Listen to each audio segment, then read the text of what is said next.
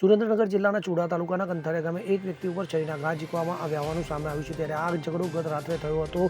ત્યારે આ ઝઘડાને ધ્યાનમાં રાખીને એક વ્યક્તિના છાતીના ભાગે છરી મારી હુમલો કરવામાં આવ્યો હતો। ત્યારે આ મારીમાં રમેશભાઈ બચુભાઈ જે કંથારિયા ગામના છે તેઓને ઈજા થતાં 108 દ્વારા સારવાર માટે લીંબડી તાલુકા સિવિલ હોસ્પિટલ ખાતે ખસેડવામાં આવ્યા હતા। ત્યારે આ બાબતે લીંબડી સિવિલ હોસ્પિટલમાં MSC નોંધવા પામી હતી અને ઈજાગ્રસ્ત વ્યક્તિને વધુ સારવાર માટે અન્ય હોસ્પિટલ ખાતે રિફર કરવામાં આવ્યો હતો। તો જિલ્લામાં દિન પ્રતિદિન કાયદોને વ્યવસ્થા કથળી બની હોય તેવું લાગી રહ્યું છે। જિલ્લામાં છાસવારી ઝઘડાના બનાવો જોવા મળી રહ્યા છે।